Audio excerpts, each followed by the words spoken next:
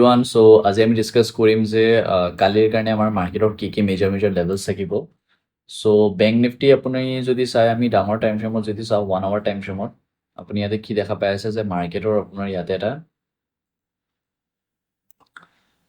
Trend line এটা গৈ আছে ৰাইট। সো মাৰ্কেট এটা সাপোৰ্টত আছে ক'ব গ'লে। সো এতিয়া যদি আমি অলপমান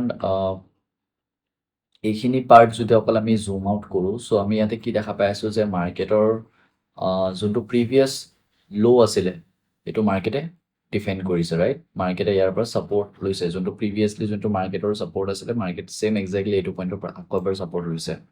চ' এতিয়া যদি মই 15 মিনিট টাইম ফ্ৰেমত যাওঁ 15 মিনিট টাইম ফ্ৰেমত এইটো হৈছে আমাৰ মেজৰ ৰেজিষ্টেঞ্চ লেভেল যোনটো হৈছে আপোনাৰ 51,700 51,700 আমাৰ কাৰণে হ'ব মেজৰ ৰেজিষ্টেঞ্চ। এইটো যদি ব্ৰেকআউট দিছে দেন ডেফিনেটলি আমি ইয়াৰলৈকে এটা টাৰ্গেট আমি ডেফিনেটলি দেখিব পাম।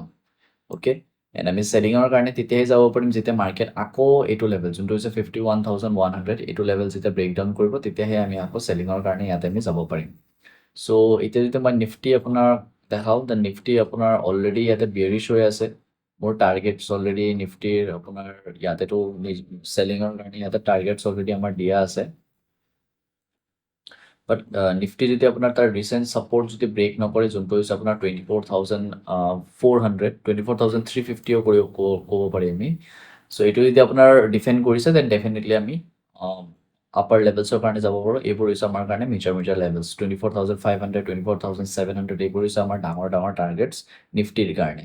আৰু চেলিং ছাইড আমাৰ এইটো ট্ৰেণ্ড লাইনলৈকে আমি ৱেইট কৰিব পাৰোঁ। কোনটো ট্ৰেণ্ড লাইন দেখাই দিওঁ আপোনাক, এইটো ট্ৰেণ্ড লাইন যোনটো আপোনাৰ ইমান টাইম ৰেজিষ্টেঞ্চ আছিলে এতিয়া এইটো ট্ৰেণ্ড লাইনত মাৰ্কেট অলপমান ছাপোৰ্টৰ ৰোল প্লে কৰিব পাৰে। অ'কে চ' লেটছ চি কি হয় কালি যেনেকুৱা অপেনিং হ'ব আমি সেনেকুৱাকৈ আমাৰ ট্ৰেডছবোৰ আমি এক্সিকিউট কৰিম। Okay so' that's all for today, thank U.